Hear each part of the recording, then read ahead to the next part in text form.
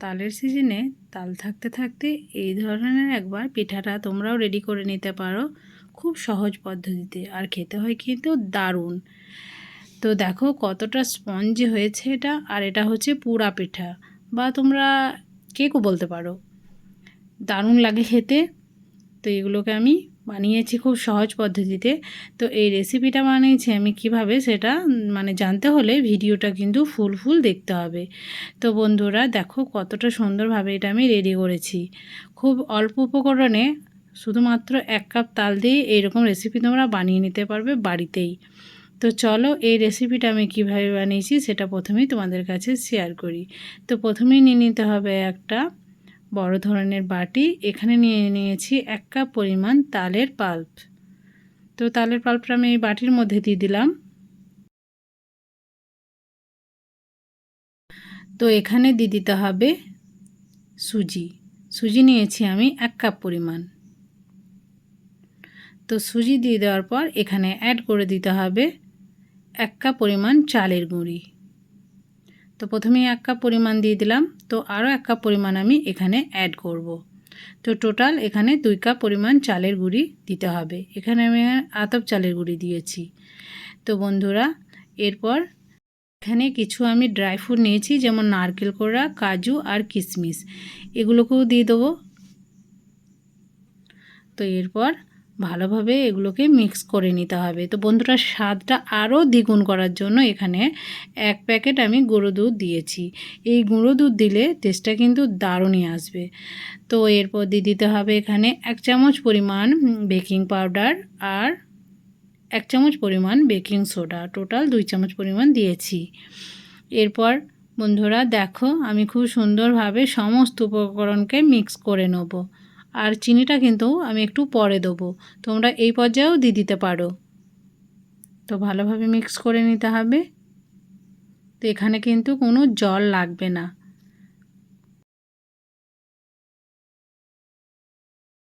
তো এরপর আমি চিনিটাকে অ্যাড করব। চিনিটাকে কিন্তু আমি একটু ঘুরিয়ে নিয়েছি মিক্সিং গ্রাইন্ডারে। তো এখানে আমি 1 কাপ পরিমাণ চিনি গ্রাইন্ড করে এর মধ্যে দিয়ে দেবো। চিনিটা কিন্তু সম্পূর্ণ দিয়ে দেওয়ার পর ভালোভাবে আবারও হাতে করে মিক্স করে নিতে হবে।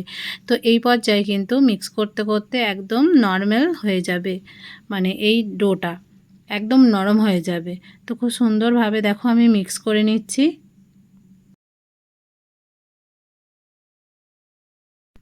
তো দেখো ঠিক এইরকম করে নিতে হবে, না একটু টাইট না একটু নরম, মিডিয়াম টাইপের করে নিতে হবে।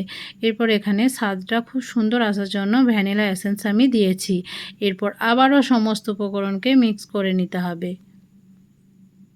তো ভ্যানিলা দিলে এর গন্ধটা কিন্তু দারুণই আসবে।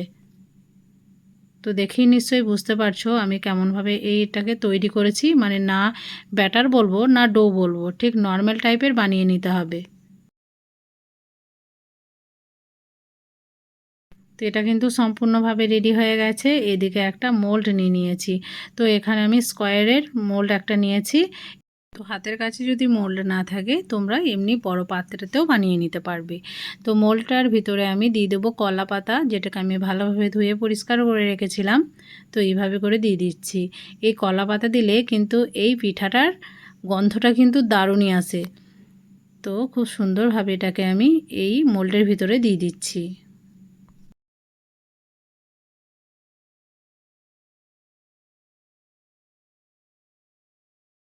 তো ভালোভাবে দেওয়া হয়ে গেছে। এরপর আস্তে আস্তে সেই ব্যাটারটাকে যেটা আমি রেডি করেছিলাম সেটাকে এর মধ্যে দিয়ে দেবো, আর চেপে চেপে একটু সেভ করে নেব।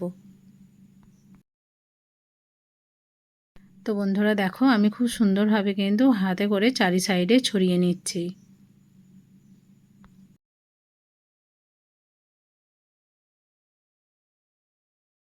তো সম্পূর্ণভাবে কিন্তু ছড়ানো আমার হয়ে গেছে, একটু চেপে চেপে দিয়েছি।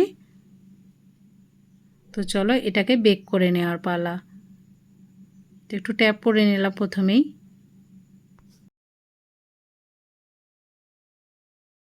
তো গ্যাস ওভেনে একটা কড়াই আমি প্রি হিট করতে দিয়েছিলাম।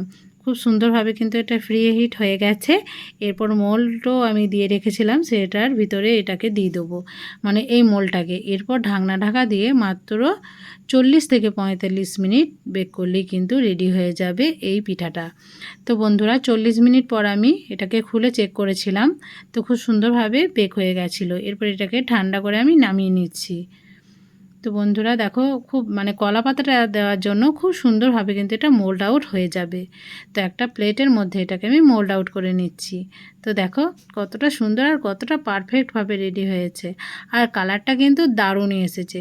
এই পিঠাটা তোমরা সকাল বা সন্ধ্যার সময় যে কোনো টাইমেই খেতে পারো, দারুণই লাগবে খেতে। তো এই তালের সিজন থাকতে থাকতে এই রেসিপিটা বানানোর জন্য রিকোয়েস্ট করছি তোমাদের কাছে, অবশ্যই বানাবে আর আমাকে কমেন্টে জানাতে কিন্তু ভুলবে না যে তোমাদেরও কেমন হয়েছিল। এরপর দেখো এগুলোকে আমি কেটে নেবো পিস পিস করে। তো একটা ছুরির সাহায্যে প্রথমেই একটু লম্বা করে কেটে নেবো। স্বাদে কিন্তু দারুণ, একবার হলেও এই রেসিপিটা বানানোর জন্য রিকোয়েস্ট কিন্তু করছি তোমাদের কাছে। তো এইভাবে করে নিচ্ছি।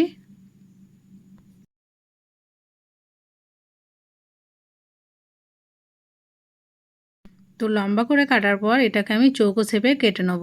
তো তার আগে তোমাদেরকে দেখাই, দেখো কতটা সুন্দর লাগছে দেখতে। যতটা সুন্দর দেখতে ততটাও কিন্তু খেতেও দারুণ, আর ড্রাই ফ্রুটগুলো দেওয়ার কারণে আরও সুন্দর লাগছিল খেতে কিন্তু। এরপর খুব ভালোভাবে এটাকে চৌকো চৌকো করে কেটে নিতে হবে।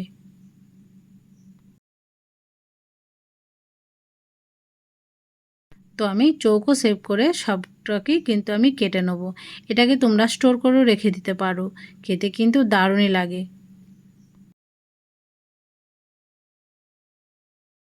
আর তোমাদেরকে আমি দেখাই, দেখো যতটা নরম তুলতুলে তেমনিও কিন্তু টেস্টি। তো আজকের রেসিপিটা তোমাদের কাছে কেমন লাগলো সেটা কমেন্টে জানাতে ভুলবে না। যারা নতুন আছো তারা চ্যানেলটাকে অতি অবশ্যই সাবস্ক্রাইব করে আমার পাশে থাকবে, বেল আইকনটা অবশ্যই ক্লিক করে রাখবে যাতে আরও নিত্য নতুন ভিডিও তোমরা সর্বপ্রথম পেয়ে যাও। আর এইভাবে রেসিপি বানিয়ে বাড়িয়ে সবাইকেই খাওয়াবে, আশা করছি তোমার সবাই প্রশংসা করবে। তো বন্ধু, আজকের ভিডিও আমার এতটুকুই। দেখা হচ্ছে পরবর্তী ভিডিওতে। ভালো থাকবে, সুস্থ থাকবে আর পরবর্তী ভিডিওর জন্য অপেক্ষা করবে।